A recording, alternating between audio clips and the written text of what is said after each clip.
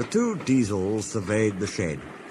"It's time, 7101, said one, that we took this railway over. Shush, 199.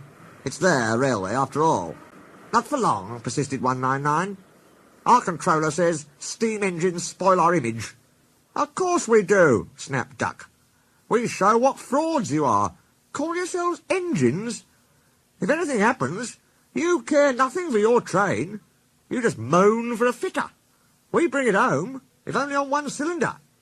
"Nothing," boasted 199, "ever happens to us. We are reliable."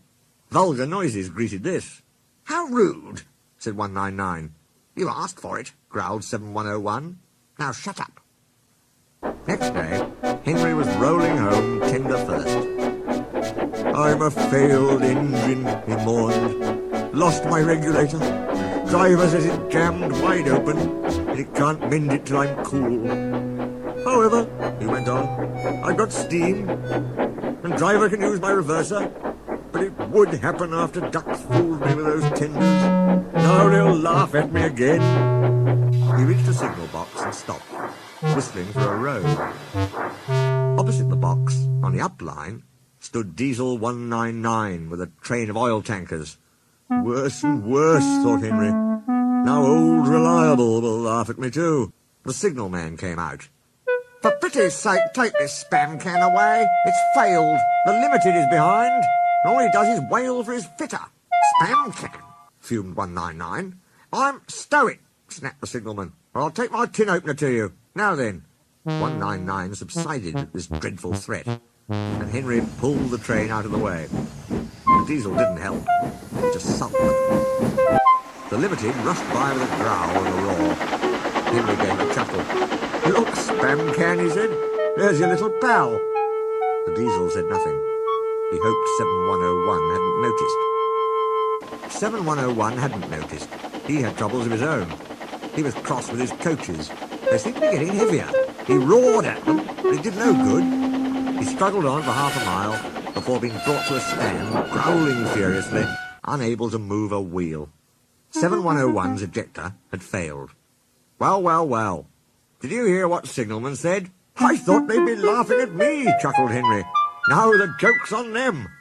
"Moving two dead diesels and their trains," said his driver thoughtfully. "That's no joke for a failed engine."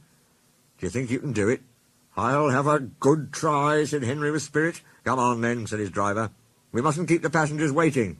"Get moving, you!" Henry puffed the sulky diesel into motion and started to the rescue. Henry gently buffered up to the express. His fireman joined his front brake pipe to the coaches. "It's better than we thought, Henry," said his driver. "The diesel can pull if we keep the brakes off. So the only weight we'll have is Spam Can's goods." "Oh," said Henry. "That's a mercy." He was, by now, feeling rather puffed. "Poop, poop, poop, poop. Are you ready?" "Peep, peep, peep, peep. Yes, I am." So with 7101 growling in front, and Henry gamely puffing in the middle, the long cavalcade set out for the next big station.